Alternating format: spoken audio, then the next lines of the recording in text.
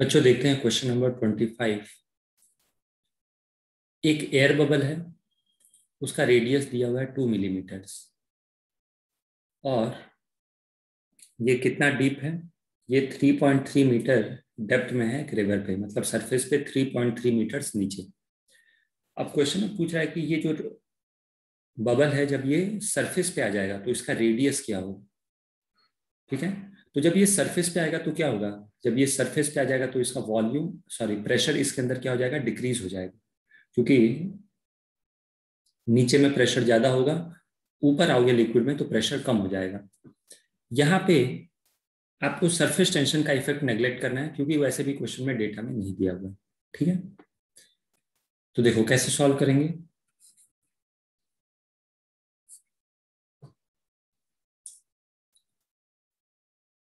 Suppose ये river है,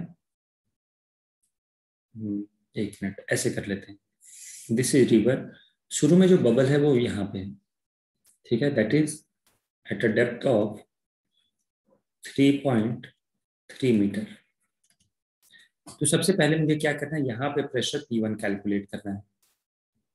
और जब ये सरफेस पे आएगा, calculate the radius when it comes to surface, तो जब ये सरफेस पे आएगा तो यहाँ पे प्रेशर कितना हो जाएगा, P0 के equal, that is atmospheric pressure के इक्वल हो जाएगा।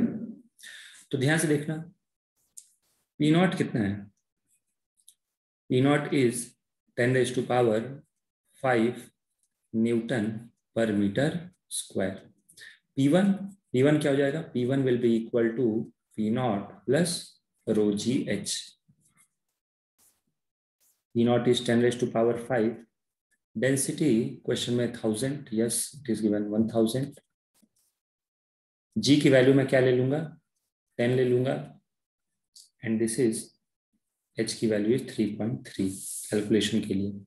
तो ये आ जाएगा 1.33 इंटू 10⁵ पास्कल या फिर न्यूटन पर मीटर स्क्वायर।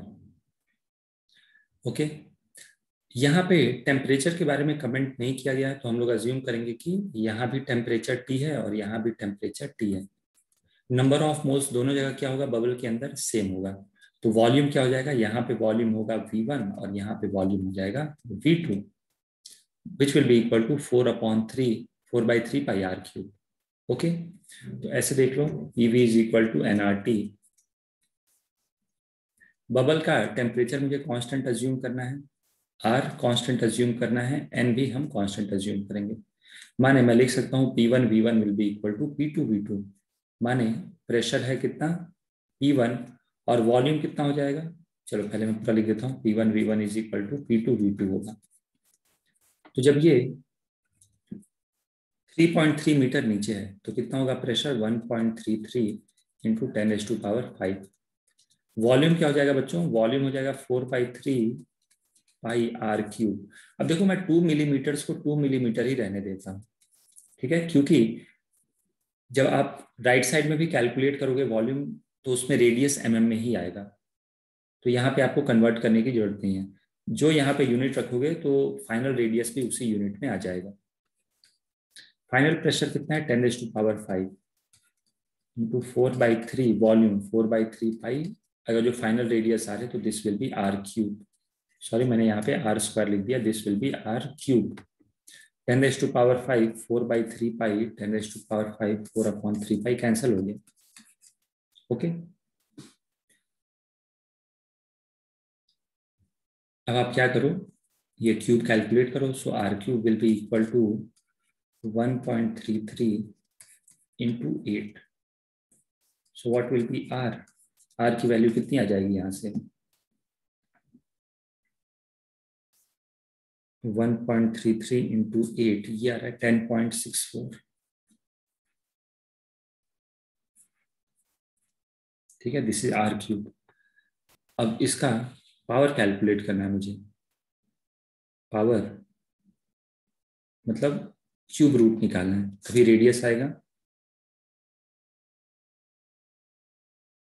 तो जब आप क्यूब रूट कैलकुलेट करोगे तो R will be 10.64 raise to power 1/3, और जब ये कैलकुलेट करेंगे दिस विल बी 2.8 1994 मिलीमीटर आ रहा है। ये मैं कैलकुलेटर से करके देख रहा हूँ, जिसको अप्रोक्सीमेटली बुक में क्या दिया गया है, 2.2 मिलीमीटर्स। ठीक है, तो सिंपल क्वेश्चन था, कैलकुलेशन ज्यादा है। ठीक है, कैलकुलेटर यूज नहीं करोगे तो थोड़ा सा आपको कैलकुलेशन में डिफिकल्टी आएगी। So this was question number 25। चलो अगला क्वेश्चन देखते हैं, क्वेश्चन नंबर 26। 26 में क्या बोल रहा है, air is pumped into the tubes of a cycle rickshaw at a pressure of 2 atm. Okay, the volume of each tube at this pressure is itna. One of the tube gets punctured and the volume reduces to itna. How many moles of air has leaked out? ठीक है, एक tube puncture हुआ है तो हमें एक tube में ही deal करना है। ठीक है, और उसका वॉल्यूम फाइनली रिड्यूस होकर 0 पॉइंट इतना हो जाता है, 0.5। तो चलो ध्यान से देखना, ट्यूब को ऐसे एक कंटेनर मान सकते हो। इनिशियल प्रेशर दिया है 2 atm। 2 atm को अप्रोक्सीमेटली, एग्जैक्टली तो 2 × 10⁵ नहीं होगा, लेकिन अप्रोक्सीमेटली इसको आप उतना लिख सकते हो। वॉल्यूम कितना है, volume is 0.002 metre cube. Temperature कितना है, 300 केल्विन, 300 केल्विन। फाइनली प्रेशर कितना हो जाएगा, final pressure will B 1 atm। Yes, क्यों, जैसे क्वेश्चन में दिया तो नहीं है, लेकिन ऑब्वियस बात है कि जब पंचर हो गया तो इक्विलिब्रियम तभी अचीव होगा जब एटमॉस्फेरिक प्रेशर और ट्यूब का प्रेशर दोनों सेम हो जाए। अच्छा, व्हाट इज वॉल्यूम फाइनल, इसको मैं इनिशियल लिख देता हूँ। सो what is final volume, final volume will be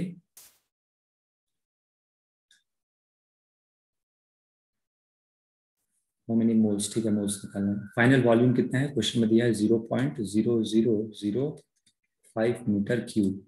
and t final भी अपने को 300 केल्विन लेना है।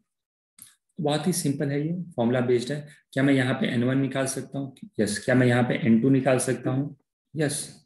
तो what will be the number of moles that has leaked out, तो that will be N1 - N2।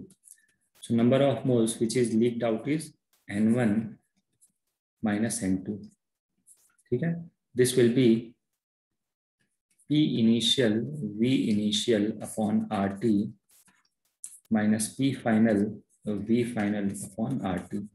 RT common ले लो आप, so this will be equal to, RT को कॉमन ले रहा हूं तो this is 300 Kelvin into 8.314। Initial pressure is 2 × 10⁵. Initial volume is 20 × 10⁻⁻⁴ minus final pressure is 10⁵. Final volume is 5 × 10⁴ okay. यहां से calculation किया जाए तो 400, दिस इज बेसिकली -4, तो 400 और ये आ जाएगा, दिस इज 400 और ये आ जाएगा 50, तो this will be 350। So 350 upon 300 into 8.314, इतने मोल्स बाहर लीक हो जाएंगे। These are the number of moles which will be leaked out. Calculate कर लेते हैं इसको।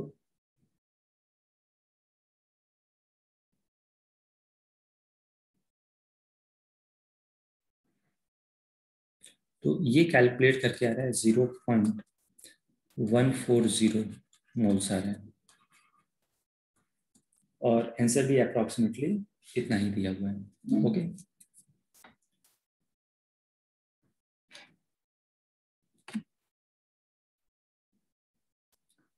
नेक्स्ट, मास ऑफ हीलियम दिया है, ठीक है, और इनिशियल टेम्परेचर दिया है 100 डिग्री सेल्सियस। बोला the container is now heated, neglecting expansion of container, calculate the temperature at which internal energy increased by 12 joules। 12 joule से इसकी इंटरनल एनर्जी इंक्रीज हो जाए।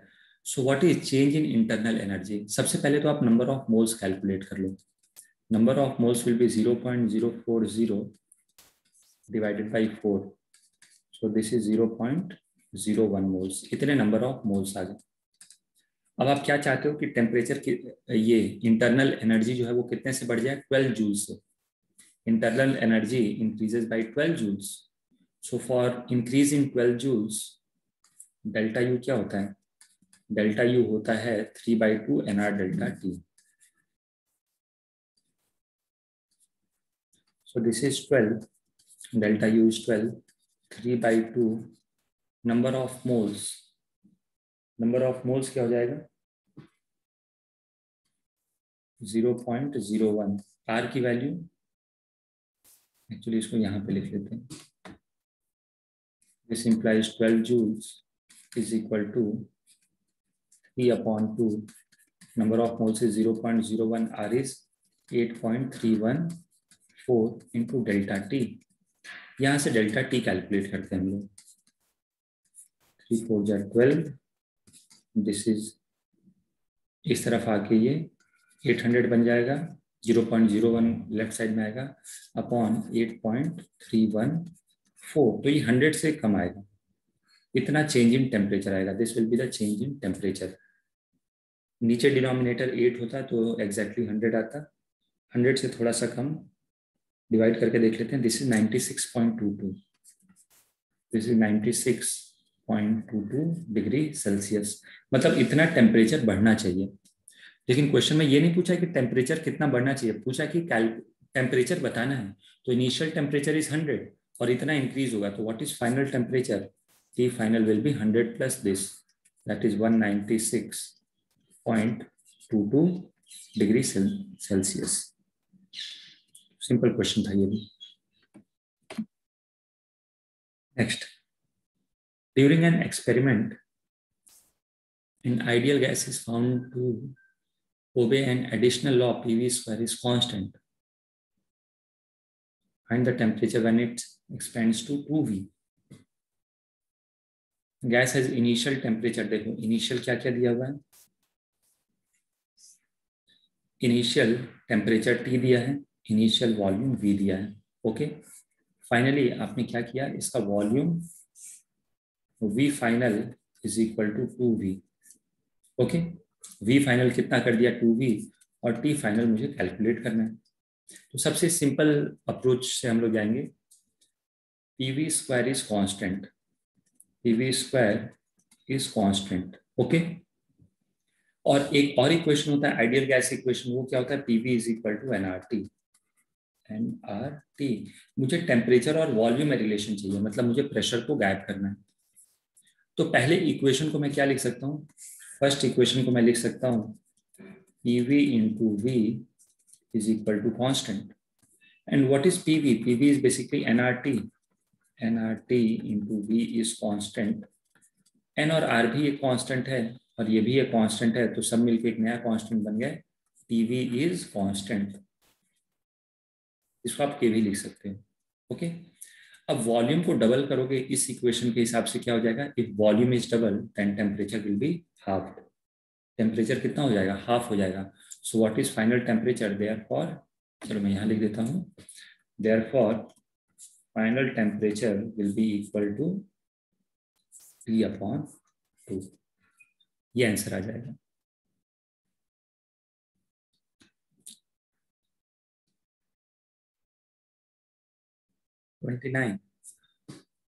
A vessel contains 1.6 gram of oxygen and 2.8 gram of nitrogen. Temperature दिया हुआ है, volume दिया है, pressure पूछ रहा है. Straight forward formula based question है ये. आपको नंबर ऑफ मोल्स निकालना है. तो number of moles will B number of moles of oxygen plus number of moles of nitrogen. Oxygen के मोल कितने हो जाएंगे? 1.6 डिवाइडेड बाई 32. नाइट्रोजन के कितने नंबर ऑफ मोल्स हो जाएंगे? 2.8 डिवाइडेड बाई 28. ओके. तो नंबर ऑफ मोल्स कितने आ जाएंगे अपने पास?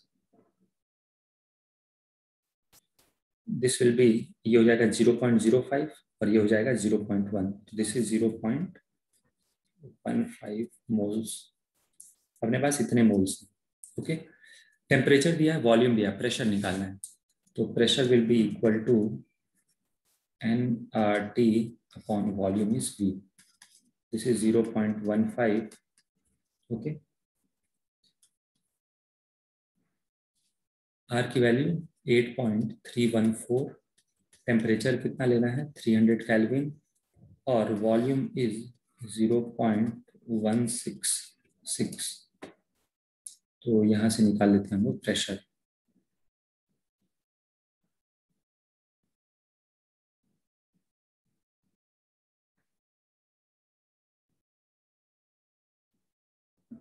तो ये कैलकुलेट करके आ रहा है 2253.79, और ये एसआई यूनिट में ही होगा। एसआई यूनिट क्या होता है, न्यूटन पर मीटर स्क्वायर, जिसे आप पास्कल भी लिख सकते हो।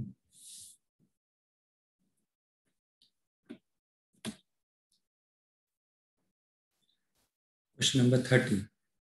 A vertical cylinder of height 100 centimeter contains air at constant temperature.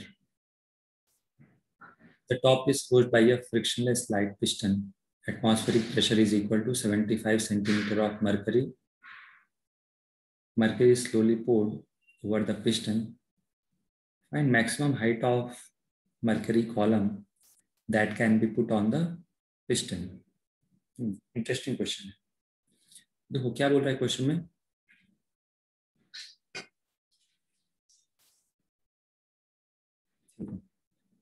तो अपने पास क्या है,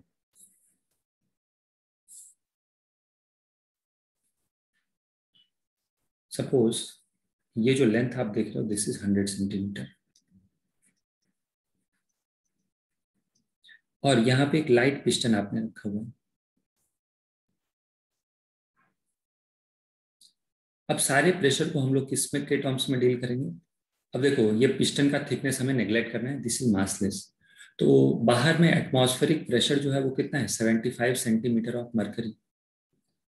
तो क्या क्योंकि इक्विलिब्रियम है तो अंदर भी प्रेशर कितना होगा 75 सेंटीमीटर। ओके बच्चों, तो ये हो गया पहला स्टेटमेंट को मैंने क्वेश्चन यहाँ पे लिख लिया डायग्राम के फॉर्म में कि 100 सेंटीमीटर इसकी हाइट है, और टॉप को हमने क्लोज किया फ्रिक्शनलेस लाइट पिस्टन से, और एटमॉस्फेरिक प्रेशर इज 75 सेंटीमीटर। तो यहाँ तक का जो भी डेटा दिया था मैंने यहाँ पे लिख दिया। मैं फिर से रिपीट कर देता हूँ, एरिया ऑफ क्रॉस सेक्शन कुछ अज्यूम कर लेना, area of cross section is a. खैर उसकी जरूरत नहीं पड़ेगी, वो कैंसिल आउट हो जाएगा। ठीक है, आप लेना चाहो तो ए मान लो, area of cross section, area of cross section. Okay, ये है पी नॉट, यहाँ भी पी नॉट क्लियर है। मैंने आपको समझा दिया कि एटमॉस्फेरिक प्रेशर 75 सेंटीमीटर है।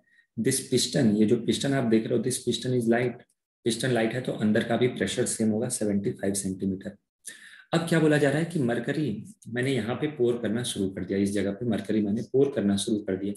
तो जब मैं मरकरी पोर करूंगा तो क्या होगा, इसके ऊपर लोड बढ़ेगा, और लोड बढ़ेगा तो ये पिस्टन धीरे धीरे नीचे आएगा। ठीक है, देखो मैं इसको दोबारा यहाँ पे डायग्राम को ड्रॉ कर देता हूँ।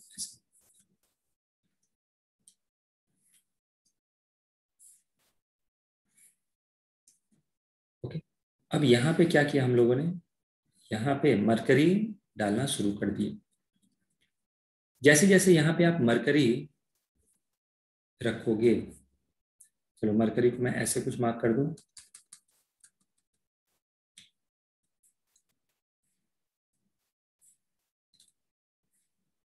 यहाँ पे मैंने कुछ मरकरी रख दिए। तो मरकरी का मास है, ठीक है, ये क्या रिप्रेजेंट करता है, yellow colour, yellow colour represents mercury. Mercury, अब मरकरी का मान लो कि हाइट कितनी है, लेट अस से मरकरी की हाइट x है। क्योंकि मरकरी है तो मरकरी क्या करेगा, इसको नीचे प्रेस करेगा, नीचे प्रेस करेगा तो ये जो पिस्टन है वो नीचे की तरफ आ जाएगा। लेकिन इसके बाद भी आप मरकरी इसके ऊपर पोर करते रहो तो फिर मरकरी आउटफ्लो होने लगेगा, मरकरी बाहर निकलने लगेगा, और मरकरी का फिर हमें मैक्सिमम हाइट कैलकुलेट करना है। इसके बाद और मरकरी इसके ऊपर डालोगे तो वो बाहर निकलेगा।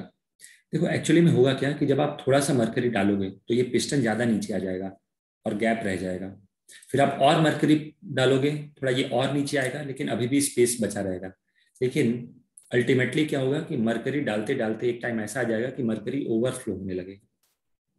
ठीक है, तो वो मैक्सिमम हाइट मुझे कैलकुलेट करना है कि मरकरी यहाँ पे कितना हो सकता है। So if this is x, तो क्या मैं लिख सकता हूँ this will B 100 minus x, 100 minus x. अब क्वेश्चन में टेम्परेचर ऑफ गैस के बारे में कुछ नहीं कहा है, ऐसा बोला है। ठीक है, क्वेश्चन में बोल दिया है कि कंटेन्स एट कांस्टेंट टेम्परेचर। तो हमें क्या अज्यूम करना है कि टेम्परेचर दोनों टाइम सेम था, तो यहाँ भी टेम्परेचर टी अज्यूम करना है, यहाँ भी टेम्परेचर टी अज्यूम करना है। अच्छा, नंबर ऑफ मोल्स यहाँ भी n थे, नंबर ऑफ मोल्स यहाँ भी n है, लेकिन प्रेशर चेंज हो जाएगा। कैसे चेंज हो जाएगा? देखो, ऑलरेडी एटमॉस्फेरिक प्रेशर कितना है 75 सेंटीमीटर, मरकरी कितना आ गया x सेंटीमीटर, तो यहाँ पे प्रेशर ऑफ गैस जो होगा will be equal to 75 plus x। अब इसको कन्वर्ट नहीं करते हम लोग, अब सारे प्रेशर को मैं क्या कर रहा हूँ, जितने भी प्रेशर हैं उसको मैं डील कर रहा हूँ in terms of length of mercury column. मेरी बात को समझना आप लोग, मैं अब इसको एटमॉस्फेयर में कन्वर्ट नहीं करने जा रहा हूँ।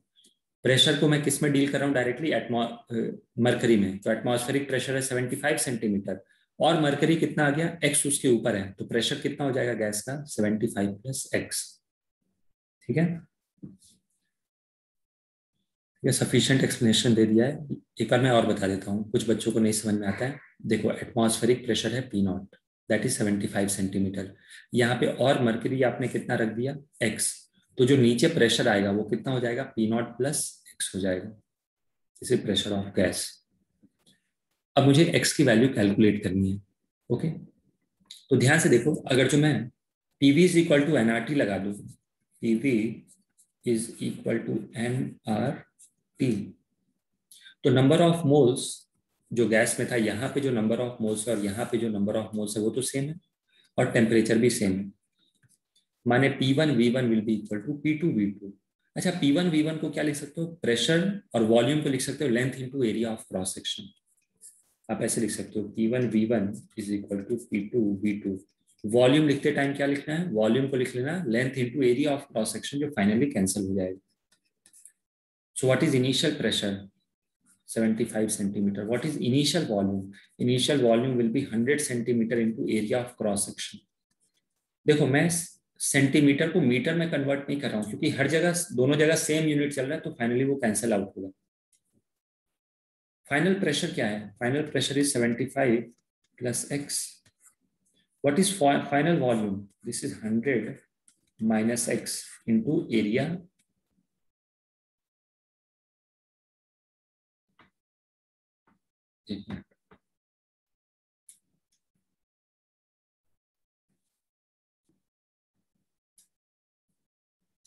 ध्यान से देखो, इक्वल्स टू फाइनल प्रेशर कितना है, final pressure is 75 plus x।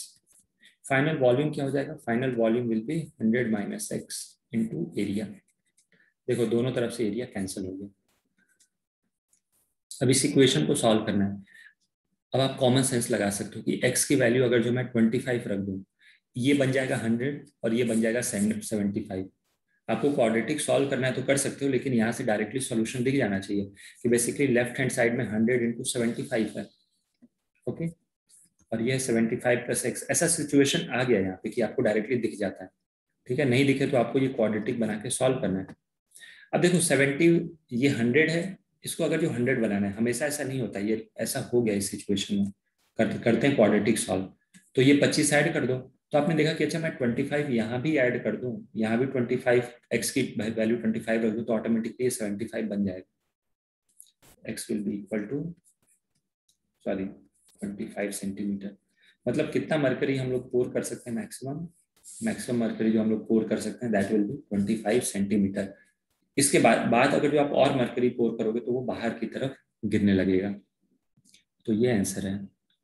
6 question हमने कर लिए कवर। ओके, बस आप यहाँ पे ये ध्यान देना, इस चीज को समझने की बात है कि मैंने प्रेशर को कैसे 75 प्लस x लिख लिया।